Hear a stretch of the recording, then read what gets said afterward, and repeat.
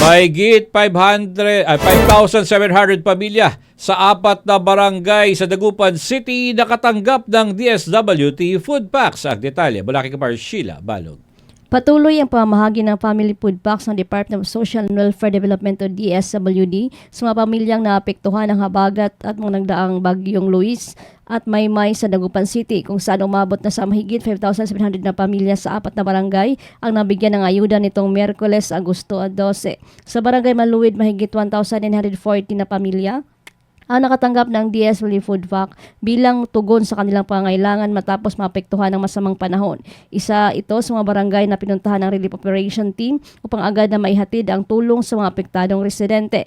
Nauna na nakatanggap ng food packs ang mahigit 1,370 na pamilya sa barangay Mayumbo, mahigit 1,360 pamilya sa Barangay Bacayao Sur at mahigit 1,100 sa Barangay Bacayao Norte. Nagpaabot naman ng taos-pusong pasasalamat ang pamalang lungsod kay DSWD Secretary Rex Gatchalian sa mabilis sa pagtugon at agarang pagkilos upang matugunan ang pangailangan ng mga pamilyang naapektuhan ng habagat at mga nagdaang bagyo. Pinasalamatan din ni DSWD Region 1 Director Maria Angela Escopalan si Sutri sa kanyang suporta upang matiyak na agad na makarating ang tulong sa mga residente ng Dagupan.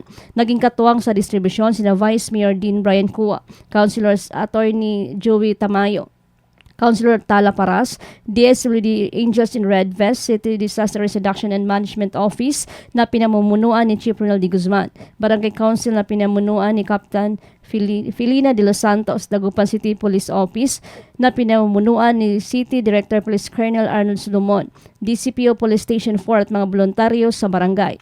Patuloy ang koordinasyon ng DSWD at ng pamalalungsod sa paghatid ng ayuda upang matugunan ang pangailangan ng pamilyang naapektuhan ng kalamidad sa Dagupan City.